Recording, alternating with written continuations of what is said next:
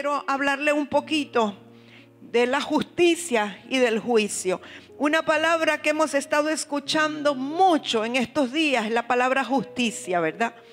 La gente dice que clama por justicia y todos están pidiendo justicia, pero ¿qué clase de justicia estamos pidiendo? Porque la justicia a la manera de Dios no es la justicia que aplican los hombres o que piensan los hombres.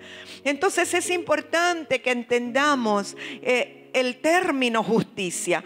Yo diría que la justicia es una característica o un atributo de la naturaleza de Dios. O sea, Dios es justo. Punto. Dios es justo. Y yo creo que Él es el único perfectamente justo. ¿Sabe?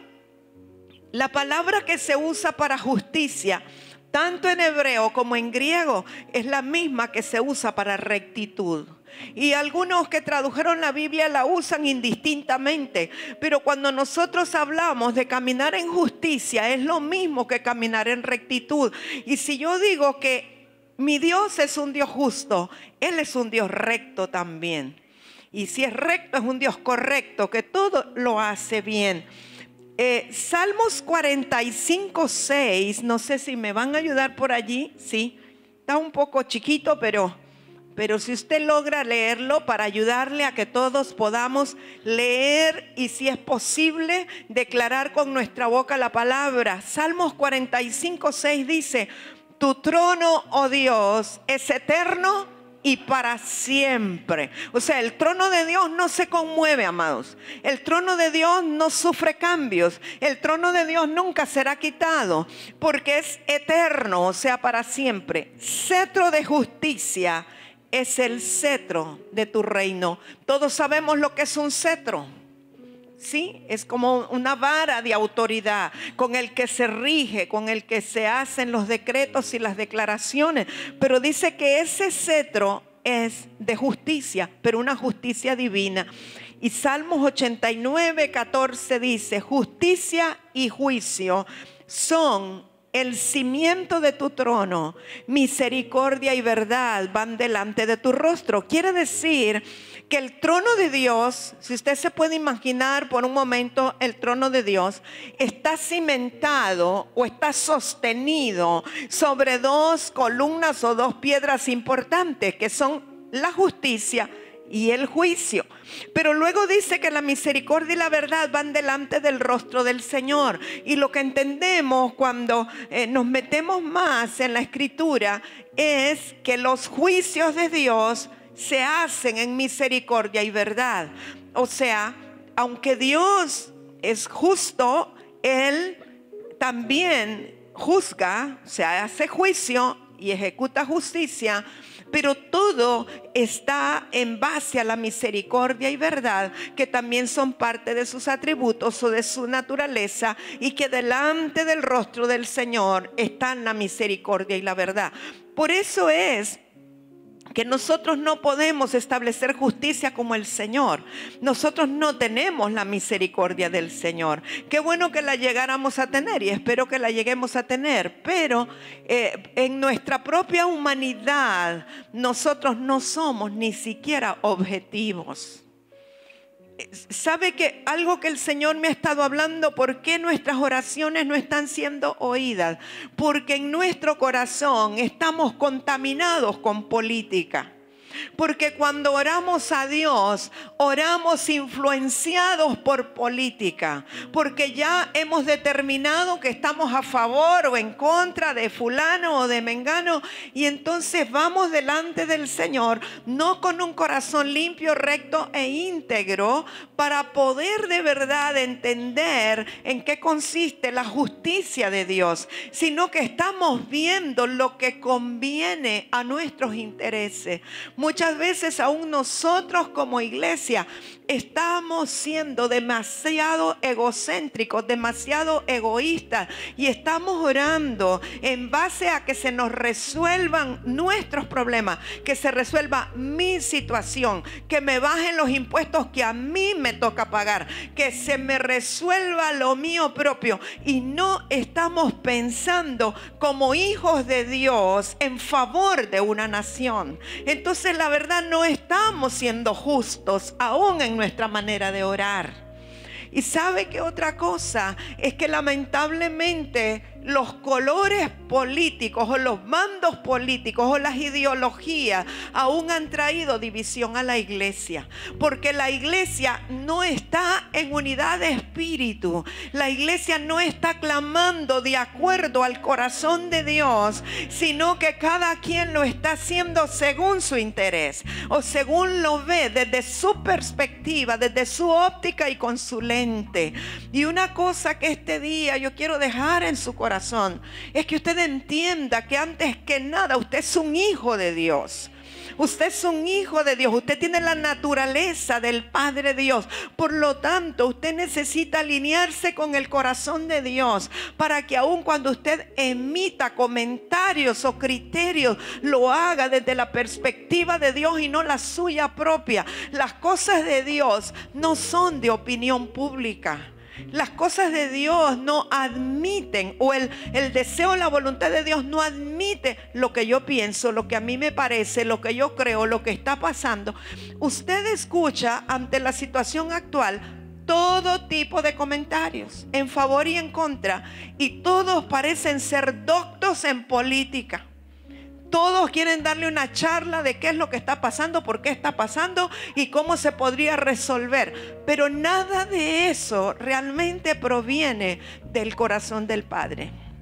Yo creo que si estuviéramos bien conectados con el Padre, nos sorprenderíamos que la manera como Él quiere resolver todo para que se cumpla su palabra en esta nación está más arriba o es por encima de la política, por encima de los colores, por encima de las preferencias nuestras, por encima de los candidatos o de lo que sea, o de los movimientos, etcétera. Es algo de alto nivel.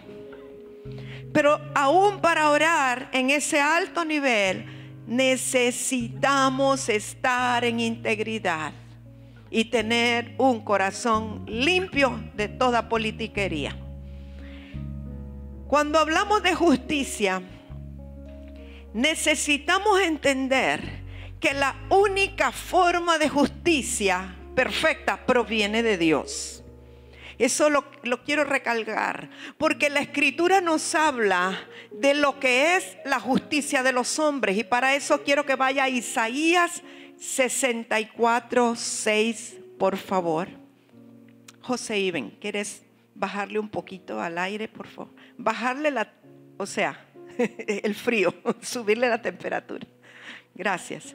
Isaías 64:6 dice: si bien todos nosotros somos como suciedad, diga conmigo, no es sociedad, sino suciedad. Si bien todos nosotros somos como suciedad, y todas nuestras justicias humanas como trapo de inmundicia, y caímos todos nosotros como la hoja, y nuestras maldades nos llevaron como viento. ¿Usted sabe lo que realmente significa trapo de inmundicia?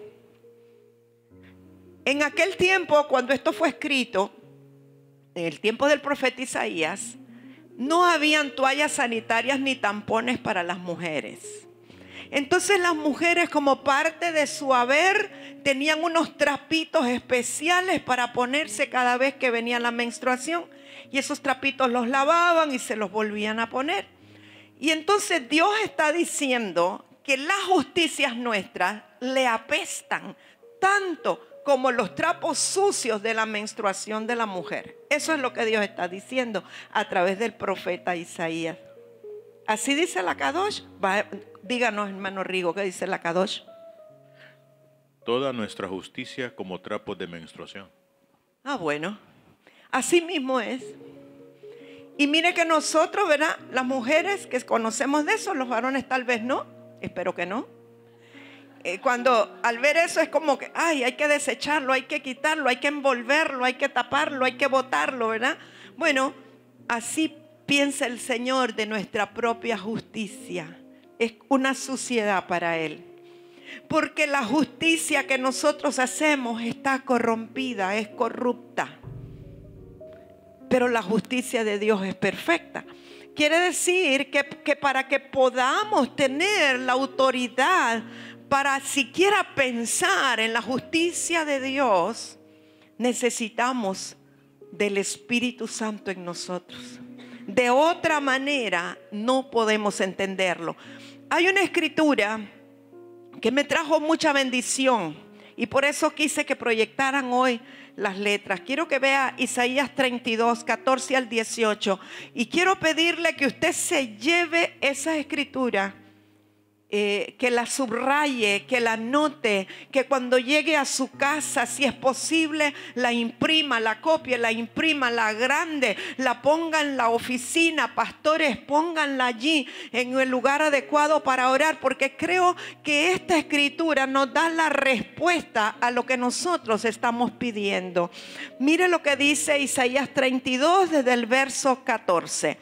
Porque los palacios quedarán desiertos, la multitud de la ciudad cesará, las torres y fortalezas se volverán cuevas para siempre, donde descansen asnos monteses y ganados hagan majada. Verso 15, yo quiero que lo diga conmigo: hasta que sobre nosotros sea derramado el Espíritu de lo alto. O sea, en el tiempo de Isaías no había venido el Espíritu Santo. Entonces Isaías está profetizando, está diciendo cuál es la condición y la situación en el país hasta que descienda el Espíritu Santo. ¿Y qué es lo que va a pasar cuando desciende el Espíritu Santo? Dice, y el desierto se convierta en campo fértil, y el campo fértil sea estimado por bosque. Mire el verso 16. Y habitará el juicio en el desierto, y en el campo fértil morará la justicia. Verso 17. Y el efecto de la justicia será paz, y la labor de la justicia reposo y seguridad para siempre. Y mi pueblo habitará en morada de paz, en habitaciones seguras y en recreos de reposo. Yo quiero que usted lo tome como una instrucción profética para estos días, para estos tiempos. Que usted, una vez alineado con el Señor, puedan declarar y puedan confesar esta palabra en los tiempos de oración, de intercesión. Agárrelo como un lema. Se lo estoy dando por el Espíritu a usted como iglesia del Señor entendida. O sea, en otras palabras, mire la relación y el contraste. El derramamiento del Espíritu Santo o la venida del Espíritu Santo en nuestras vidas es determinante. ¿Para qué es determinante? Para que el desierto se convierta en un campo fértil, y para que el que ya es campo fértil sea como un bosque. Sin el Espíritu Santo eso no puede ocurrir. Obviamente, si está hablando de la venida del Espíritu Santo, el desierto y el campo fértil no se están refiriendo solamente a algo natural. La vida del hombre está en un desierto mientras el Espíritu Santo no lo ha llenado. El ser humano sin el Espíritu Santo es un alma desierta. ¿Y qué es lo que vive en el desierto? Los chacales, los alacranes, ¿verdad? Todas las alimañas esas, las tarántulas.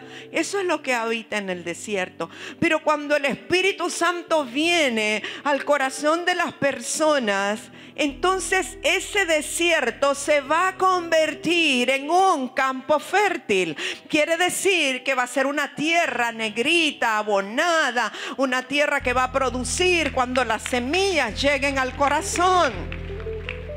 Y ese es el deseo de Dios, que a través del Espíritu Santo todo desierto se convierta en un campo fértil. Pero aquellos que ya eran un campo fértil, con la venida del Espíritu Santo llegan a ser un bosque. lleno de árboles, lleno de sombra, lleno de vida, lleno del verdor del Señor. ¿Verdad que sí? Ahora, ¿qué dice? En el desierto habita el juicio, pero en el campo fértil mora la justicia. O sea, cuando el Espíritu Santo viene al corazón de una persona, deja de ser un desierto, se convierte en un campo fértil, y solo entonces va a poder habitar la justicia en el corazón de esa persona. Mientras es un desierto y el Espíritu Santo no gobierna su vida, lo que hay en ella, en esa persona, varón o mujer, es juicio. Juicio. Y el juicio nuestro también es complicado, porque nosotros juzgamos de acuerdo a lo que vemos, no con los juicios de Dios. Ahora, ¿cuál es el efecto y cuál es el trabajo de esa justicia? Según lo que aquí está, el efecto de la justicia será la paz. Nosotros quizá hemos estado orando, yo misma he estado orando: Señor, paz para la tierra de Honduras, venga la paz para Honduras. Pero cuando me cayó esta revelación, entendí que no es que debo pedir paz, sino que debemos de pedir que el Espíritu Santo llene el corazón de los hombres, para que todo desierto se convierta en un lugar fértil donde more la justicia. Y entonces, cuando la justicia more en el corazón de las personas, ¿cuál dice que va a ser su efecto? La paz. La paz es una consecuencia de la justicia, y la justicia mora donde hay fertilidad, y la fertilidad viene porque el Espíritu Santo llegó. ¿Está conmigo? No es un trabalenguas, sí, es una secuencia. En otras palabras, el único que podría producir paz en la nación, indirectamente hablando desde el origen, es el Espíritu Santo. Porque el Espíritu Santo es el que convierte las almas desiertas en campos fértiles. Y donde hay campo fértil puede morar la justicia. Y el efecto de la justicia es la paz. Ahora, me llama la atención que ese versículo, que no sé por qué lo quitaron, porque es bueno que lo estén viendo y leyendo, que dice que la labor de la justicia, es decir, amados, que la justicia labora, trabaja. Sí, lo capta. La justicia está trabajando, está laborando. ¿Y cuál es la labor de la justicia? Reposo y seguridad para siempre. Porque tal vez estamos clamando: necesitamos tu reposo, Señor, venga tu seguridad, Señor. Pero aquí me dice que esa es una labor. Es una labor de la justicia. El reposo y la seguridad para siempre. Entonces, no pidamos la paz, procuremos la justicia a través de la llenura del Espíritu Santo en nuestras vidas. ¿Sí? Necesitamos eso. Ahora, yo quiero que vayamos al Nuevo Pacto para que veamos lo que Jesús dijo acerca de esa venida del Espíritu Santo. Así que va a ir a Juan capítulo 14, verso 15. Yo sé que todos ustedes conocen acerca del Espíritu Santo, pero yo me sorprendí cuando me vino esa revelación y pude conectar el Evangelio según Juan con esta profecía de Isaías, porque es interesante y nos va a dar la respuesta de muchas cosas. Juan 14, 15, dice Jesús: si me amáis, guardad mis mandamientos. Eso está más que claro, ¿verdad? Y yo rogaré al Padre y os dará otro consolador para que esté con vosotros para siempre. Diga conmigo: para siempre. El Espíritu Santo está con nosotros para siempre, ¿sí? 17. El Espíritu de verdad, que dijimos al principio que era el cimiento del trono de Dios, misericordia y verdad, ¿verdad? Ok, el Espíritu de verdad. Y decía que la verdad va delante del rostro del Señor. Entonces, el Espíritu de verdad al cual el mundo no puede recibir porque no le ve ni le conoce. Pero vosotros le conocéis porque mora con vosotros y estará en vosotros. Jesús les está diciendo a los discípulos, ustedes ya le conocen porque me conocen a mí. Ahorita está con ustedes y luego vendrá a vivir en ustedes. Pero a lo que quiero centrarme este día, esta mañana, es que al Espíritu Santo o Espíritu de verdad, el mundo no lo puede recibir porque no lo ve ni lo conoce. ¿Está conmigo? O sea, en otras palabras, no pretendamos que los gobernantes que son del mundo puedan actuar de acuerdo al Espíritu Santo. No estemos pidiéndole peras al olmo. Sí, los únicos que pueden ver y recibir al Espíritu Santo somos nosotros, los hijos de Dios. No lo digo con altivez, lo digo con humildad y con responsabilidad. Pero solo el que ama a Dios y conoce a Dios puede recibir al Espíritu Santo. El mundo no puede. Y debemos de entender esto porque a veces no nos ubicamos. Y estamos esperando que gobernantes del mundo actúen como si fueran llenos del Espíritu Santo. Y yo le voy a decir algo, mi amado. La política es tan terrible que ellos pueden pretender y hacerle creer a los pastores y a los apóstoles que están siguiendo las instrucciones. Pero el punto es que si no conocen al Espíritu Santo, no pueden tener la justicia perfecta en ellos. ¿Sí? No esperemos otra cosa. Y uno diría, bueno, ¿y entonces qué hacemos? Miren, amados, en el tiempo antes de la venida de Cristo, en el antiguo pacto, que había reyes, los reyes eran puestos por Dios. Y los reyes venían de una tribu, que era la tribu de Judá. Y Dios determinaba quién iba a reinar y quién iba a gobernar. De allí viene lo que el apóstol Pablo dice, que toda autoridad es puesta por Dios. ¿Dónde? En el gobierno teocrático. Pero cuando entraron las filosofías griegas y cuando empezaron a hacer votaciones para elegir quién iba a ser el rey o el gobernante o el presidente, eso ya no funciona, porque ahora es el pueblo el que está eligiendo, no es Dios el que está decidiendo. Una cosa es el gobierno teocrático donde Dios determina y otra cosa es el gobierno democrático donde el pueblo decide. Por eso cada pueblo tiene el gobernante que merece porque ellos lo eligieron, no necesariamente el que Dios quiere.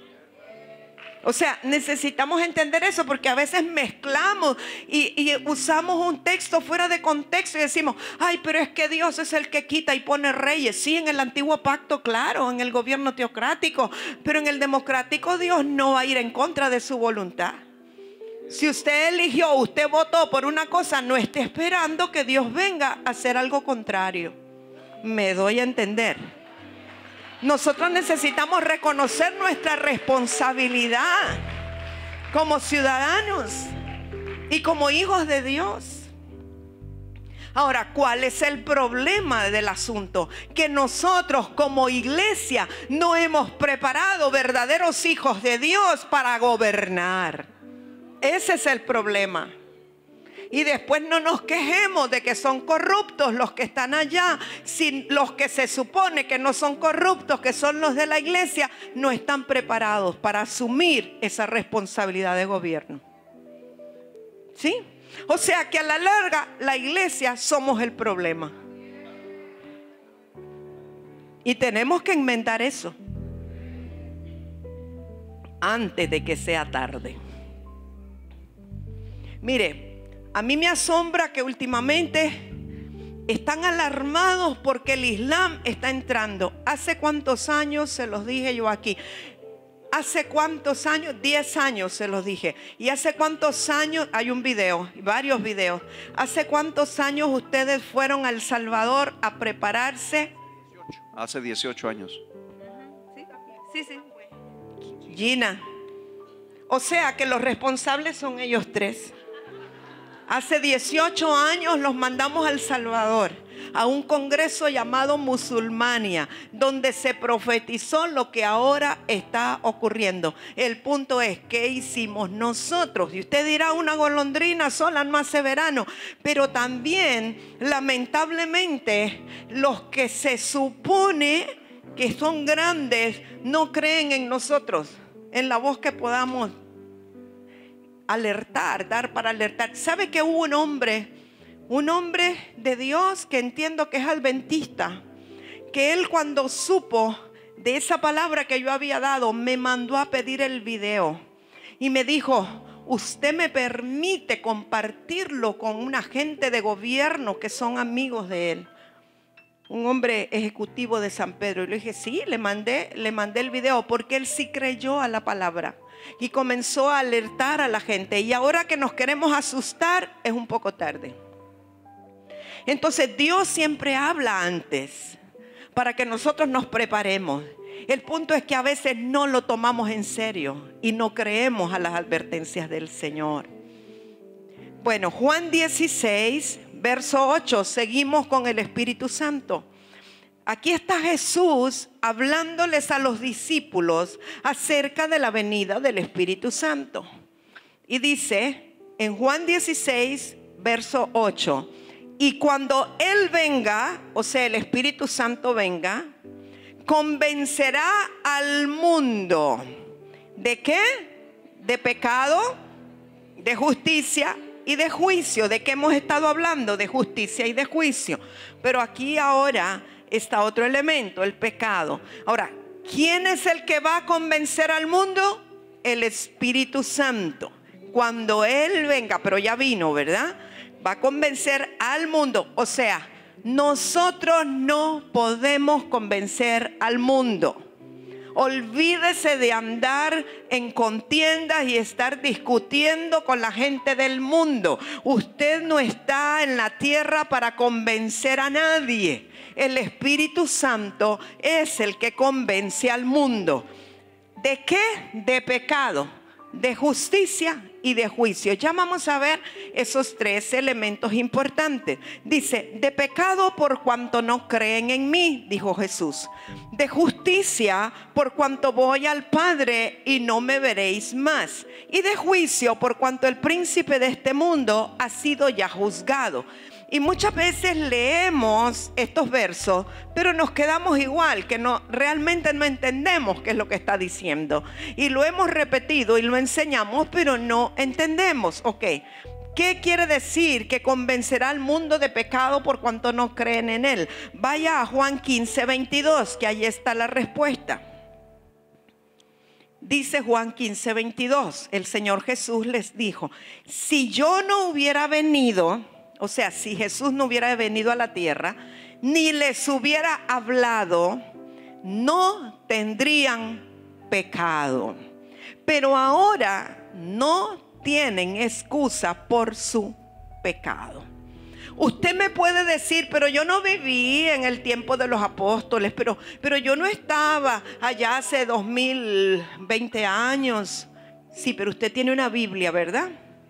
Ok, la Biblia compendia las palabras que Jesús habló. O sea que desde el momento que usted tiene una Biblia, no importa si es en un celular, si es en una tablet, donde quiera que usted la tenga, o en una laptop, etcétera. Desde el momento que usted tiene acceso a una Biblia, usted no puede alegar ignorancia.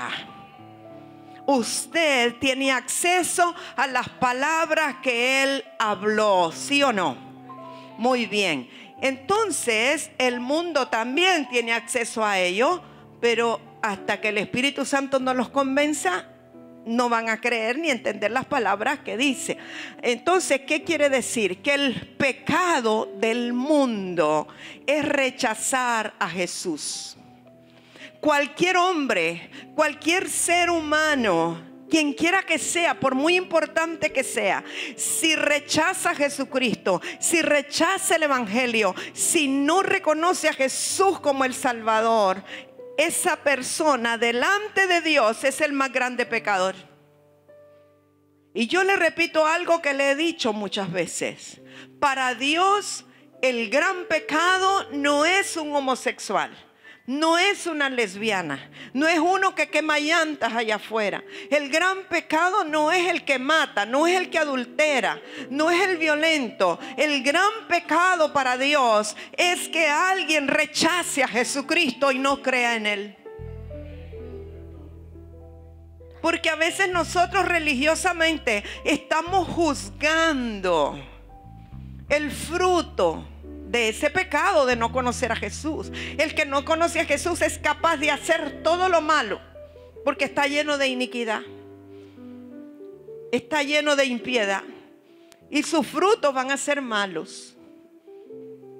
Pero el que conoce al Señor, sus frutos tienen que ser buenos. Y el que hace todas estas cosas malas no sería juzgado por el Señor por estas cosas malas, sino por rechazar a Jesús. El gran pecado es no creer en Jesús. ¿Me explico? Y Jesús lo dijo aquí. Si yo no hubiera venido ni les hubiera hablado, no tendrían pecado. En otras palabras, si hubieran sido ignorantes, no tendrían pecado, pero por cuanto conocieron a Jesús y escucharon sus palabras, son responsables de creer. ¿Sí? Entonces, esto quiere decir que el Espíritu Santo va a convencer al mundo de pecado por cuanto no creen en Jesús, por cuanto no creen en mí. El Espíritu Santo es el que los va a convencer. ¿Cómo? No lo sé. Ni le toca a usted averiguar cómo lo va a hacer. Porque hay 300,000 maneras como el Espíritu Santo puede convencer a una persona de pecado. Y yo conozco testimonios de una persona, por ejemplo, que iba bajándose de un carro, de un bus, y de pronto un papelito, un tratadito vino volando y le cayó a los pies y lo comenzó a leer. Y ese hombre se empezó a quebrantar y a pedirle perdón a Dios con un tratadito que uno diría, ay, eso ya no funciona. Dios puede usar lo que Él quiera, como Él quiera. Cuando yo escribía el artículo Hay una esperanza en el periódico, un día recibí una llamada de un hombre y me dijo, yo iba en el bus de tal lado a tal lado y iba dispuesto a quitarme la vida. Y de pronto la persona que iba a la par mía en el bus dejó un periódico y estaba abierto en la página donde decía Hay una esperanza. Y allí usted hablaba de alguien que quería suicidarse. Y Dios me habló y estoy arrepentido. Y la persona me llamó porque quería recibir a Jesús. O sea, el Espíritu Santo puede convencer al ser humano como Él quiera. Aún a través de eventos negativos. Aún a través de situaciones difíciles, el Espíritu Santo puede aprovechar todo lo que Él quiera, lo que a Él le plazca para convencer al mundo. Por eso nuestra labor no es juzgar al mundo, sino tener misericordia del mundo y compasión de ellos y clamar, Espíritu Santo, convéncelos tú de pecado. Yo no los puedo convencer, pero puedo orar y pedirle y clamarle al Espíritu Santo que los convenza de pecado. Nuestra labor es no juzgar los actos que son fruto de una persona del mundo que no conoce al Señor. Pero el Espíritu Santo los puede convencer. Ahora, porque es importante que nosotros entendamos que el Espíritu Santo tiene un ministerio con el mundo y un ministerio diferente con la iglesia. A la iglesia no la tiene que convencer de pecado. A la iglesia la guía y la dirige a toda verdad. ¿Sí? Entonces dice que convencerá al mundo de pecado, de justicia. Romanos 4:25 dice, el cual, refiriéndose a Jesucristo, fue entregado por nuestras transgresiones y resucitado para nuestra justificación. En lo que leímos anteriormente en Juan 16, Jesús dijo, y convencerá al mundo de pecado, de justicia porque voy al Padre, dice. Y uno dice, bueno, ¿qué tiene que ver la justicia con que Él va al Padre? Ahorita le explico. Dice Romanos 4:25 que Jesús fue entregado por nuestras transgresiones, pero que fue resucitado para nuestra justificación. O sea que aquí hay dos procesos. Entregado por nuestras transgresiones quiere decir que Él entregó su vida y que fue crucificado por nuestras transgresiones. Usted y yo recibimos perdón de nuestros pecados a través de su sacrificio en la cruz. Por gracia somos salvos, por el mérito de la sangre derramada. Ok, pero son dos procesos. Si usted solamente se queda en la cruz, si usted solamente cree que Él murió por sus pecados, está muy bien. Usted es un pecador perdonado, pero eso no basta. Usted necesita la segunda parte. Dice que Él fue levantado o resucitado, como usted quiera llamarlo, para nuestra justificación. O sea que nosotros somos justificados por la resurrección de Cristo, por la fe. Cuando usted cree en la resurrección de Cristo, entonces ahí somos justificados. ¿Qué quiere decir? Que allí se nos añade gracia para ir al trono de la gracia donde encontramos oportuno socorro. Usted podría ser solo un pecador perdonado, pero que se queda a las orillas y no tiene la gracia para entrar delante del trono de Dios. Entonces los dos procesos son importantes y son necesarios.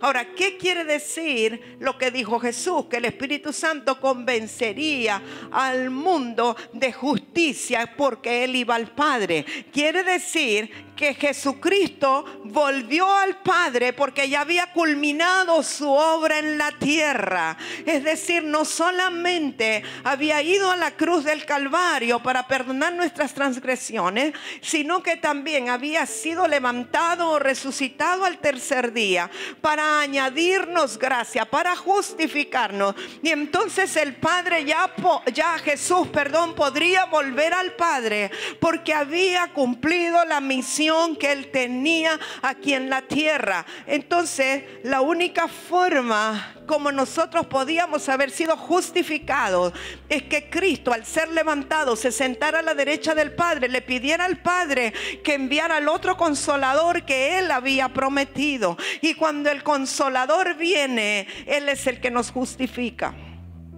Amén. Él llevó nuestra culpa, murió en nuestro lugar, sí, claro, pero fue levantado. O sea, no solamente son quitados nuestros pecados, sino que nos es añadida su justicia. Necesitamos su justificación. Ahora, dice también que Él convencerá al mundo de juicio. ¿Y qué dice? Por cuanto el príncipe de este mundo ya ha sido juzgado.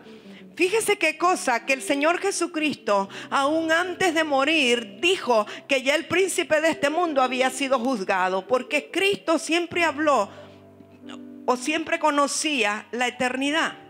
Él sabía desde el principio lo que iba a ocurrir al final. El príncipe de este mundo ya había sido juzgado. Ok, ahora vemos lo que eso significa, lo que eso implica. El príncipe de este mundo era el que gobernaba el mundo. Por eso decía el príncipe de este mundo. En ese tiempo lo gobernaba porque Adán se lo entregó.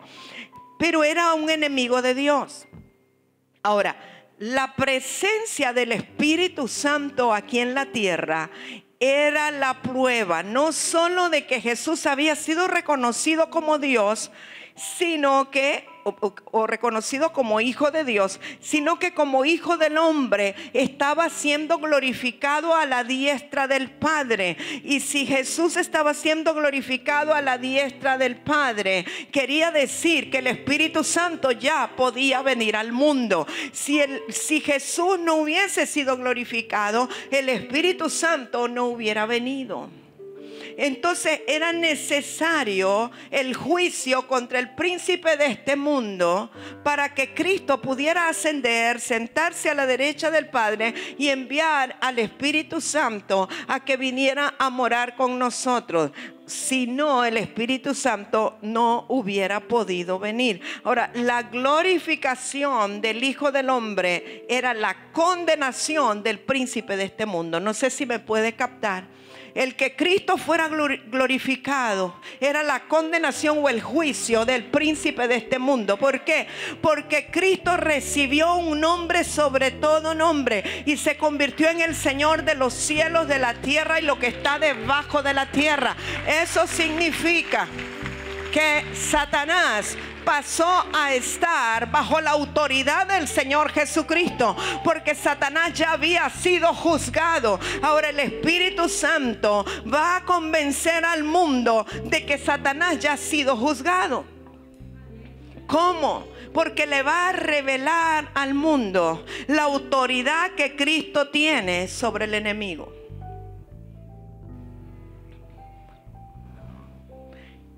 Y a veces ni la iglesia entiende eso. Necesitamos entenderlo.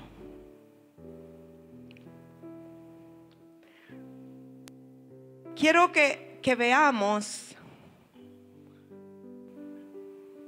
algo que nos habla el apóstol Pablo, les habla a los romanos en Romanos 5, acerca de la relación de la justificación y la paz.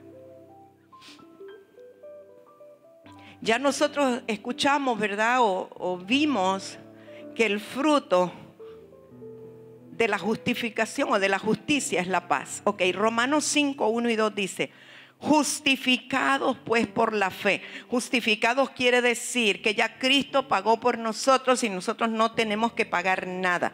Ninguna deuda tenemos. Justificados pues por la fe en Cristo. Tenemos paz para con Dios por medio de nuestro Señor Jesucristo, por quien también tenemos entrada por la fe a esta gracia en la cual estamos firmes y nos gloriamos en la esperanza de la gloria de Dios. Fíjese que aquí el apóstol Pablo nos habla de tener paz con Dios. La Escritura nos dice en diversos puntos que nosotros éramos enemigos de Dios, que en otro tiempo estábamos alejados de la ciudadanía de Dios, que estábamos peleados con Dios. ¿Por qué? Por el pecado, ¿sí? Éramos enemigos de Dios. Pero cuando el Señor Jesucristo vino para cumplir el mandato del Padre, Él vino para hacer la paz entre Dios y los hombres. Y la palabra que se usa es la palabra shalom, que es mucho más profundo que paz. Quiere decir que la distancia que había entre Dios y yo, entre Dios y usted, ya no está. Que el pleito que había, que la deuda que había, que la separación que había ya no existe. Sino que ahora ya no somos enemigos de Dios, somos amigos de Dios. Estamos en el mismo ejército, estamos en el mismo bando. Ya no hay ninguna cosa que nos separe de Dios, porque el Señor Jesucristo vino para injertarnos de nuevo. Entonces, por la fe en el Señor Jesucristo se hizo la paz entre Dios y nosotros. Ok, nadie puede pretender hacer la paz o que haya paz o provocar paz si no tiene paz con Dios. ¿Me explico? No podemos pedirle a alguien que sea un pacificador si primero no ha conocido la paz con Dios. Porque esa es la paz que sobrepasa todo entendimiento. Jesús dijo: la paz os dejo, mi paz os doy, no como el mundo la da. No se turbe vuestro corazón ni tenga miedo. O sea, la paz de Dios es algo más profundo. ¿Qué le quiero decir con esto? Alguien puede estar peleado con usted, aunque usted no lo quiera, no lo desee, aunque usted haya hecho todo lo que está a su alcance, pero ese alguien puede que no lo quiere, no quiere saber nada de usted. Pero si usted ha hecho todo lo correcto de acuerdo a la Escritura para procurar la paz con esa persona, usted tiene que tener la paz con Dios, de que usted está alineado con Dios, de que usted está viviendo la palabra de Dios y viviendo de acuerdo a la Escritura. Por lo tanto, usted no está peleado con Dios. Entonces, ¿cómo perdemos la paz con Dios? Cuando nos salimos de sus mandamientos, de sus ordenanzas, cuando dejamos de vivir en integridad, nos volvemos a pelear nosotros con Dios. No Él con nosotros, nosotros con Él. Y dejamos un espacio para que haya una división. Entonces, no podemos nosotros estar pretendiendo estar en paz con el mundo si no estamos en paz con Dios. O sea, lo que a usted le conviene es estar siempre en paz con Dios. A veces las personas toman acciones o decisiones por quedar bien con la gente y no les importa perder la paz con Dios. ¿Me explico? A veces por cuestiones del alma, para que no se moleste la persona, para que no me deje de hablar. Ay, porque pobrecita, sí, no, hay que entenderla. Y entonces hacemos cosas que transgreden los principios de Dios, están en desacuerdo con Dios, y entonces perdemos la paz con Dios por, según nosotros, estar en paz con las personas. No los veo convencidos. Y se lo estoy diciendo porque si usted no ha sido probado, va a hacerlo después de esta palabra. Y le van a venir situaciones en las cuales usted va a tener que tomar una decisión. Y a veces es difícil y es duro porque las emociones están comprometidas. Pero usted debe de saber que en primer lugar tiene que mantener la paz con Dios. Y tener la paz con Dios es que me pueda acostar tranquilo, tranquila, sabiendo que no hay nada en lo cual voluntariamente yo transgredí los principios del Señor, que los conozco. Aunque esa persona sea un familiar suyo, muchas veces habrá que decir no para estar en paz con Dios. Por eso nuestras emociones tienen que estar sometidas al Espíritu. Porque solo por el Espíritu usted va a anhelar mantener la paz con Dios y la armonía con Dios. La carne no quiere. La gente popular quiero decir que el pueblo lo ama, lo quiere, todo. Y muchas veces la gente popular está sacrificando la paz con Dios para quedar bien con la gente. Que esto quede tan sembrado en su corazón, que usted busque en todo tiempo mantener la paz con Dios. Porque la paz con Dios costó la sangre de Cristo. No la echemos a perder. Mantengámonos en paz. Mantenernos en paz con Dios es estar parados sobre la alfombra o el tapete de integridad, a través del cual tenemos autoridad para orar y que nuestra oración sea escuchada en los cielos. Es que no se emocionan. No se emocionan con la palabra de corrección. A usted le gusta que le digan que le vienen carros y le vienen casas y eso. Pero como mi llamado no es ese, sino que mi llamado es llevarle a usted a la verdad, para que viva una vida victoriosa, para que viva en victoria aquí y también allá. No solo que esté pensando en irse al cielo, sino que viva en paz con Dios desde aquí. ¿Sí? Bueno, Juan 16:33.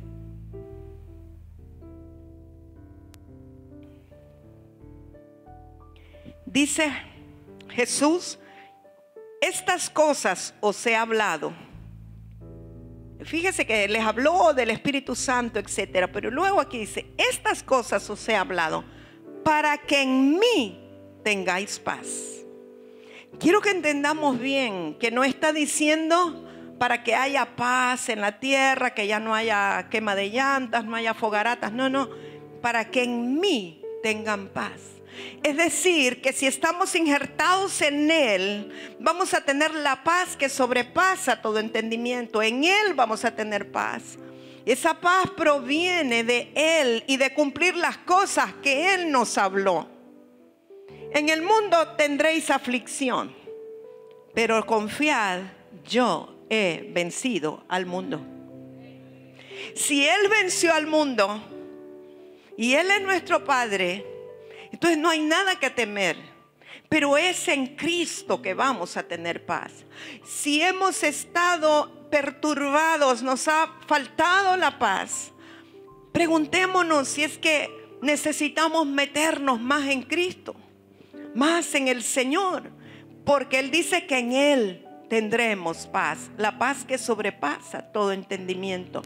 Necesitamos afinar el oído espiritual, oír a Dios. Necesitamos ser objetivos. Necesitamos limpiarnos de los intereses. Aún puede ser situaciones, como dije, con personas muy cercanas o familiares. Pero necesitamos ante todo agradar al Señor. Fíjese que me encontré el otro día algo que habla de una situación que ocurrió en Gales hace mucho tiempo. Y me quedé impactada con esto, porque digo, Dios mío, si tuviéramos en este tiempo personas como este rey, que actuó de esa manera, quizás las cosas podrían ser diferentes. Y yo le voy a contar, nada más como algo añadido en relación a la justicia. ¿Sabe que un servidor, un sirviente del príncipe de Gales en ese tiempo había cometido un delito? Y a pesar de la influencia que tenía el príncipe de Gales, el sirviente, el servidor, fue llamado al tribunal, al juicio, y lo sentenciaron. Pero el príncipe estaba furioso, estaba enojado porque habían sentenciado a su siervo, a su sirviente. Estaba muy enojado y decía, pero si yo soy el príncipe, ¿por qué le hacen eso a mi sirviente? Y el magistrado que estaba en ese tiempo se llama Gascoigne, se escribe, quizás se pronuncia Gascoigne, no sé. Y este magistrado le dijo, bueno, príncipe, lleve la petición a su padre, el rey Enrique IV. Tal vez él pueda perdonar a su prisionero, pero yo no puedo hacerlo, dijo el magistrado Gascoigne. Y entonces el príncipe estaba furioso porque el magistrado no le obedecía. Trató de quitarle al prisionero, al alcalde, llevárselo. Pero el magistrado en ese momento se puso en pie y con una voz fuerte de trueno demandó que el príncipe obedeciera la ley. Le dijo, usted es un ciudadano, príncipe, tiene que obedecer la ley y mejor póngale ejemplo a sus súbditos, no le dé un mal ejemplo a sus súbditos. Y entonces sentenció al príncipe de Gales por contumacia, de tal forma que el joven príncipe tuvo que reconocer que había hecho mal, reconoció la afrenta que había cometido contra la corte, y así que muy sumiso se fue a prisión después de haber peleado, ¿verdad? Pero ¿qué pasa cuando las noticias le llegaron al rey Enrique IV? ¿Sabe lo que él dijo? Dijo, bienaventurado el rey que tiene a un magistrado que posee el valor para administrar imparcialmente las leyes. Y dijo, y aún más feliz el rey cuyo hijo se somete a su justo castigo por haberlas ofendido. Y me quedé meditando. Sí, denle un aplauso, aunque haya sido Enrique IV. Qué tremendo es eso. Porque a veces podemos nosotros cometer un abuso de autoridad o pensar que porque soy fulano o mengano no me corresponde el castigo por la infracción de la ley. Pero nosotros como hijos de Dios, amados, nos conviene este día, nos conviene entender que estamos llamados en primer lugar a someternos a la ley de Dios, a andar en integridad, a obedecer lo que el Señor dice. Y no esperar que porque soy fulano o soy pariente o soy amigo o tengo contacto con no sé quién, me voy a zafar de esto. tenemos que caminar alineados con Dios y su palabra, alineados con las leyes de Dios. Póngase en pie, por favor. ¿Sabe qué? Así como están las cosas en la nación, nosotros como un pueblo entendido, creo que nos conviene este día hacer una revisión de nuestras actitudes, de nuestras acciones, de nuestro corazón. Hay leyes o normas con las que quizá usted no está de acuerdo, pero ese no es su problema. Su problema es obedecerlas. Y quizá nosotros hemos sido muy livianos para pasar por alto algunas instrucciones que vengan de la autoridad, sea de la autoridad suprema, nuestro Dios Todopoderoso, o de la autoridad delegada, del ministro, el pastor, la autoridad de su jefe, de su esposo, de sus padres. Yo quiero que revisemos nuestro corazón este día, esta mañana, porque la intención de Dios y la mía también es que salgamos de este lugar con una convicción plena de que estamos alineados con Dios, de que estamos en orden con Dios y que por tanto nuestra oración, nuestro clamor va a ser oído, va a ser escuchado en favor de que el Espíritu Santo venga y convenza al mundo y que la justicia llegue al corazón de los hombres para que entonces venga la paz, para que more en ellos la justicia, que se conviertan en campo fértil. Vamos, comience usted a hablar con el Señor, comience a hacer una revisión interior, revise su corazón y pídele al Espíritu Santo: guíame, muéstrame, revélame. Si hay en mí camino de perversión, si hay en mí cosas que me son ocultas, muéstramelas, revélamelas. Yo quiero ser limpio, quiero ser limpiado. Límpiame más y más. Limpia mi corazón. Espíritu de Dios, muchas gracias. Espíritu Santo, te agradecemos. Espíritu Santo, por tu amor. Espíritu Santo, gracias por la luz. Espíritu Santo, gracias por la vida. Espíritu Santo, gracias por haber venido y quedarte con nosotros para siempre. Espíritu Santo, gracias porque un día éramos mundo, pero tú nos convenciste de pecado y pudimos creer. Espíritu Santo, gracias. Entendemos que el príncipe de este mundo ya ha sido juzgado. Jesús fue glorificado y el Espíritu Santo está ahora con nosotros y en nosotros. Espíritu Santo, te necesitamos para poder cumplir la palabra, para poder obedecer las instrucciones del Padre. Anhelamos, Espíritu Santo, estar en integridad. Espíritu de Dios, gracias. Espíritu de Dios, sabe, yo sé y entiendo perfectamente que el altar está en el corazón.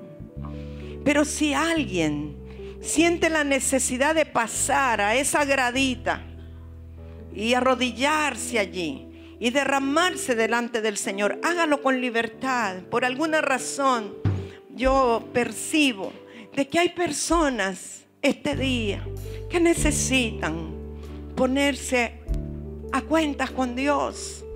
Y no vamos a orar por usted, sino que usted vaya y hable con el Señor. Tenga la libertad de pasar y postrarse allí. Hace un rato cantábamos: postrados delante de ti.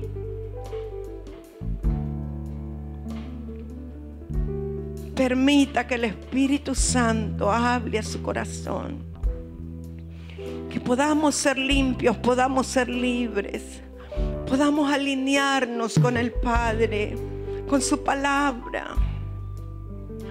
Espíritu de Dios, gracias, gracias, gracias.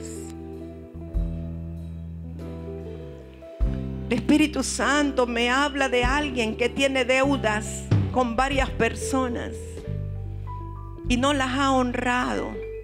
No quiero que levante su mano ni nada, solo que vaya y trate de ponerse a cuentas con Dios. Si usted es honesto y genuino, el Señor es capaz de proveerle de una forma sobrenatural si usted muestra su arrepentimiento. Si usted le dice: yo anhelo estar alineado contigo, alineada. Yo anhelo estar en una posición de integridad para que mi clamor sea escuchado. Espíritu Santo, gracias. Espíritu Santo, muchas gracias. Solo tú puedes convencer al mundo, pero nosotros como iglesia, Espíritu Santo, queremos clamar sabiendo que estamos siendo escuchados. Espíritu Santo, muchas gracias. Hermoso Espíritu Santo, hermoso Espíritu Santo. Gracias, gracias Espíritu de Dios. Muchas gracias. Manifiesta tu gracia, Señor, en nosotros. Manifiesta tu gracia en nosotros. Mira los corazones, Señor, contritos, humillados. Espíritu de Dios. Gracias, Espíritu Santo de Dios. Gracias por la oportunidad que nos das. Gracias, Espíritu Santo hermoso. Tu amor lo llena todo, tu amor lo inunda todo. Tu amor es suficiente. Gracias porque tus juicios son en misericordia y verdad. Gracias por tu misericordia. Gracias por tu palabra, por tu verdad. Espíritu de Dios, gracias. Santo Espíritu de Dios. Gracias, Espíritu Santo. Permita que el Espíritu Santo le hable. Permita que el Espíritu Santo le ministre. Permita que el Espíritu Santo le dirija. Espíritu de Dios, gracias. Gracias, Espíritu Santo. Santo, santo, santo. Gracias, Señor. Gracias. Gracias por el corazón limpio, por el corazón nuevo. Gracias. Tú nos renuevas, tú nos vivificas, tú nos purificas. Gracias, Espíritu de Dios, por tu obra, por tu obra. Aleluya. Sí, Señor. Amén.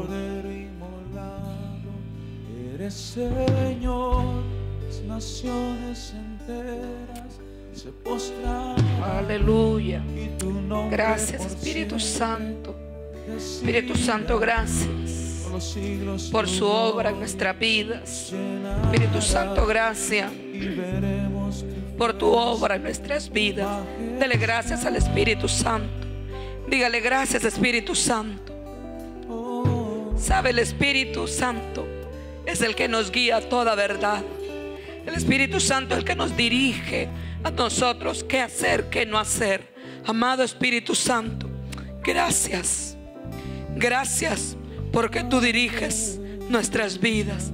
Padre, gracias por la palabra de mamá esta mañana. Sabemos que esta palabra, Señor, nos llevará, Señor, a poder ver las cosas diferentes a como nosotros las hemos estado viendo. Padre, gracias. Padre, gracias. En el nombre de Jesús los bendigo con toda bendición. Vayamos en paz a nuestras casas y que la paz del Señor sobreabunde en nuestras vidas. En el nombre de Jesús, por la palabra, que la gracia y el favor de nuestro Padre siempre esté con nosotros y en nuestra nación. Así que saludémonos. Les bendigo. Amén.